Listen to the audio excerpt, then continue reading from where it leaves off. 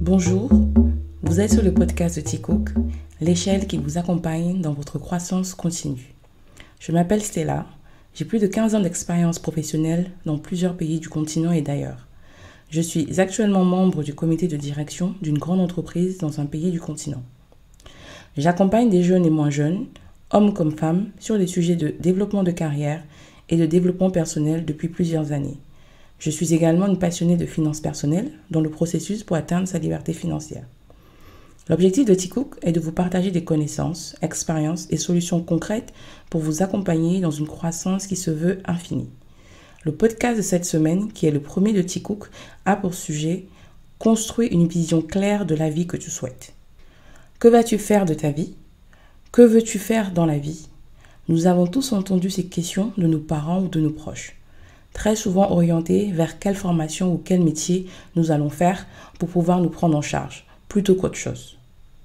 À 19 ans, je suis allée étudier dans une autre ville et je suis devenue complètement autonome.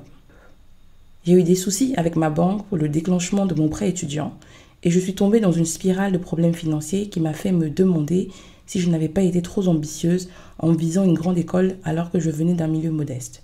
Je me suis demandé si je ne visais pas trop haut et si je n'aurais pas dû rester dans mon milieu d'origine. Cette période de crise m'a beaucoup servi. J'aurai l'occasion d'en reparler, car c'est là qu'a démarré mon expérience sur la gestion budgétaire, l'introspection et bien d'autres sujets. 20 ans déjà. À cette période-là, je me suis aussi posé de vraies questions. Qu'est-ce que je veux faire de ma vie? Pourquoi je suis là? Je cours derrière quoi? Et surtout, je souffre comme ça pourquoi? Ces questions m'ont fait discuter avec moi-même, avec mon moi profond. Je me suis parlé sans détour de ce que je voulais dans la vie, de ce que je ne voulais pas, de ce que j'étais capable de faire. J'ai commencé à effectuer quelques recherches et lectures sur comment voir la vie de façon positive, comment avoir une vie heureuse. Et j'ai découvert la loi de l'attraction. Qu'est-ce que la loi de l'attraction? En synthèse, c'est une philosophie qui dit que si vous avez des pensées, émotions et paroles positives, alors l'univers capte le message et vous envoie des ondes positives. Vous avez alors des événements et circonstances positives qui arrivent dans votre vie. Et si vous avez des pensées et émotions négatives, l'univers le capte aussi et vous envoie des circonstances négatives. Et il faut donc faire attention à nos pensées et à nos émotions et toujours essayer d'être dans le positif, même dans des situations difficiles. Sinon, on peut basculer dans une spirale négative.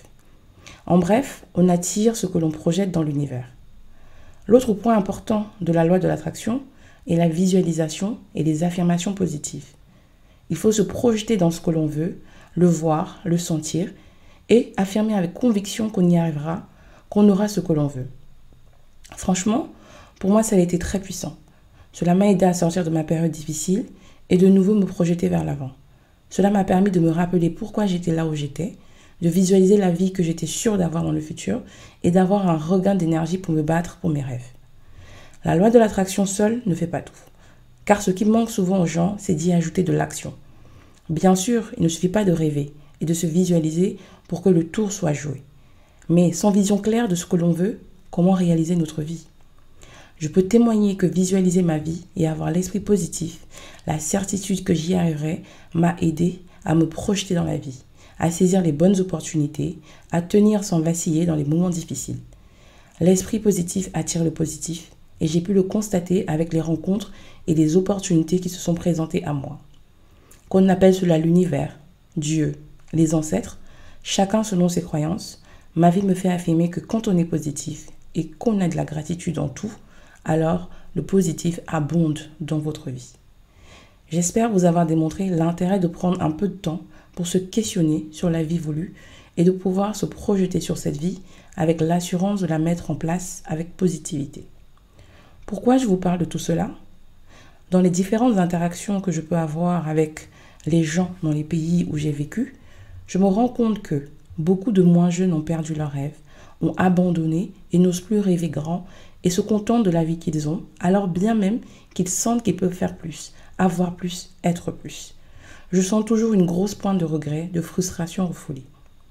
Parmi les jeunes, il y a deux catégories. Ceux qui ne savent pas ce qu'ils veulent, se laissent porter par le vent, sont balancés de droite à gauche et font quand même du surplace. Et il y a ceux qui ont des rêves, n'ont pas forcément les lignes directrices pour les rendre réels. J'ai rarement vu des personnes qui avaient une vision claire et complète de la vie qu'ils aimeraient. Beaucoup ont pris des décisions au gré de la direction du vent, sans avoir une boussole claire qui pouvait servir de GPS dans leur vie, mais aussi servir de filtre dans les opportunités, bonnes comme mauvaises, qui se présentaient à eux. Je fais partie des personnes qui pensent qu'on peut changer son narratif à tout âge, si on le veut vraiment, si on y croit et si on se donne les moyens. Avec Tikouk, on parlera de carrière, d'argent, de relations humaines, d'amélioration de soi. Mais pour moi, la base pour prendre de bonnes décisions et se donner des objectifs qui nous correspondent sur ces sujets, c'est de démarrer par répondre à la question « Quelle est la vie que je souhaite ?» Nous sommes toutes et tous différents. Nous avons des backgrounds différents, des aspirations différentes, des personnalités différentes et nous venons d'environnements différents. Certains auront comme priorité numéro 1 de se créer un solide cocon familial, d'autres de gagner beaucoup d'argent, d'autres d'avoir de l'impact dans leur communauté, etc. Et en soi, ce n'est pas important tant que chacun de nous est aligné avec ses désirs profonds. Il faut juste prendre le temps de se questionner et de s'assurer de ce que l'on veut réellement. Comment, me direz-vous?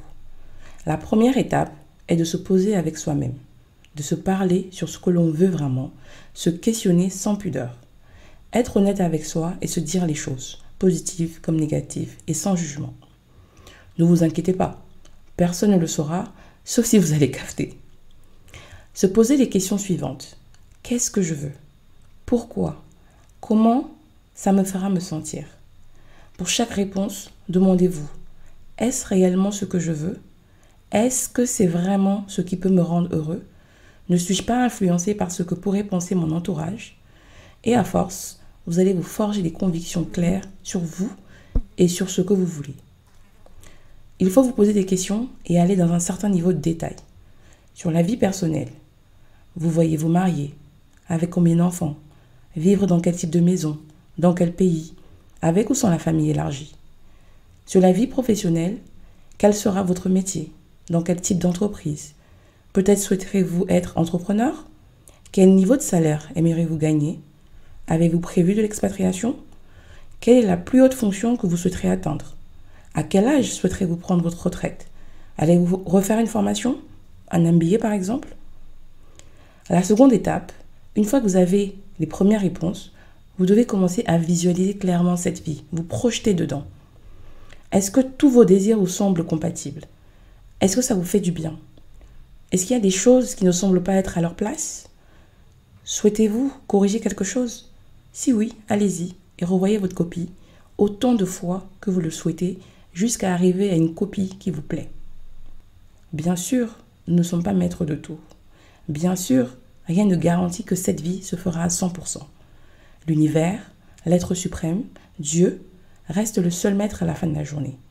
Mais, pour ceux qui sont croyants, peu importe la religion, on vous dit toujours de bien clarifier vos désirs à Dieu pour qu'il les reçoive sans ambiguïté et puisse les exaucer. Troisième étape, il faut formaliser cette vision que vous avez. Selon votre mode d'apprentissage et de mémorisation, ça sera peut-être comme moi par écrit, ou en vous faisant un voice si vous êtes plus un auditif, ou en concevant un vision board si vous êtes plus visuel. Il est important de faire cela pour avoir un rappel, quelque chose vers lequel vous pouvez vous tourner de temps en temps pour vous remettre les idées au clair, pour reprendre de l'énergie et rester focus. Dernière étape, il faut challenger et évaluer cette vision de votre plan de vie de temps en temps. Nous évoluons, nous prenons de la maturité avec le temps et les épreuves. Et certaines choses perdent en importance et de nouvelles envies arrivent. Peut-être n'avez-vous pas été assez ambitieux au début et avec le temps, vous prenez de l'assurance et voyez que vous êtes capable de plus. Assurez-vous d'être toujours aligné avec vous-même et avec vos rêves. Parlez-vous régulièrement. Je veux vraiment mettre l'accent sur l'importance de ne pas vous censurer ni baisser vos objectifs parce qu'ils vous paraissent trop ambitieux. Il y a une citation de Michel-Ange qui dit « Le plus grand danger pour la plupart d'entre nous n'est pas que notre objectif soit trop élevé et que nous le manquions, mais qu'il soit trop bas et que nous l'atteignions. » Mettez donc vos pensées limitantes de côté, du type « Je n'y arriverai pas, c'est trop pour moi » et laissez votre moi profond s'exprimer. Faites également attention à qui vous partagez votre vision, car il ne faudrait pas que vous ayez autour de vous des personnes à l'esprit étriqué qui, sous couvert de vouloir votre bien, projettent leur propre peur et insécurité sur vous et essayent de vous décourager. Ils vous diront « ce n'est pas possible, redescends sur terre, tel a essayé et n'a jamais réussi ». Gardez vos plans pour vous, sauf si vous avez des personnes motivantes qui sauront vous nourrir en vous donnant de l'énergie, des conseils positifs, en vous partageant de la connaissance ou de l'expérience pour votre réussite. Je vous ai parlé au début de la loi de l'attraction et j'ai découvert l'année dernière la loi de l'Assomption en regardant une vidéo de Prince IA. La vidéo m'a marqué et me semblait assez proche de la loi de l'attraction. Je suis donc allée faire des recherches sur le sujet et comme on dit en Côte d'Ivoire, j'ai aimé. La loi de l'Assomption, élaborée par Neville Goddard, part du principe que ce que l'on croit et assume se manifeste dans notre vie. Si l'on croit profondément qu'on sera heureux et qu'on va réussir, qu'on arrive à le visualiser et le ressentir, cela finira par arriver. Il faut se projeter et visualiser l'objectif comme si c'était déjà atteint et poser des actions dans ce sens et ça se manifestera. Il faut être réceptif et ne pas avoir de doute pour que ça puisse arriver. Dans sa vidéo, il y avait beaucoup d'exemples de personnalités connues qui témoignaient qu'ils avaient manifesté ou visualisé leur réussite. Ils travaillaient donc dur et ne lâchaient rien car ayant la certitude d'y arriver. Un exemple qui m'a marqué est celui de Jim Carrey, célèbre acteur américain, qui, quand il était pauvre et inconnu, s'est écrit un chèque d'un montant de 10 millions de dollars à gagner avant 1995. Il gardait ce chèque dans son portefeuille et visualisait régulièrement l'instant où il atteindrait son objectif. Et quelques mois avant sa deadline, il a reçu un contrat de ce montant. Il faut vraiment avoir une certitude forte pour croire en soi à ce niveau et travailler dur pour atteindre ses rêves. Pour moi, les deux lois sont proches. Ne sachant pas bien vous les distinguer, j'ai posé la question à ChatGPT qui donne la réponse suivante. En résumé, la loi de l'attraction propose que nous attirons ce que nous pensons et ressentons, tandis que la loi de l'Assomption suggère que nos croyances profondes créent notre réalité. Les deux concepts encouragent une mentalité positive et une visualisation active pour atteindre ces objectifs. Donc, de mon point de vue, retenez qu'il faut être positif sur ce que l'on pense, l'on croit et surtout toujours visualiser clairement ce que l'on veut et avoir la certitude que ça arrivera. Je rajouterai aussi que pour que les grâces continuent de se manifester dans votre vie, il faut avoir beaucoup de gratitude pour ce que vous avez déjà avant de continuer à chercher plus. Cela permet d'être heureux et de garder un mental positif. Votre mindset et votre perspective n'est pas le même selon que vous voyez le verre à moitié plein versus à moitié vide. Je finirai par la citation de Joel A. Barker, je cite « Une vision sans action n'est qu'un rêve. Une action sans vision ne passe pas le temps. Une vision accompagnée d'une action peut changer le monde. » Tout commence donc avec la vision. Mais la vision seule n'est pas synonyme de succès. Nous verrons dans de futurs podcasts comment élaborer des objectifs à partir de sa vision, comment faire des plans d'action et comment les mettre en œuvre. Il était important pour moi de faire ce premier podcast, construire une vision claire de la vie que tu souhaites.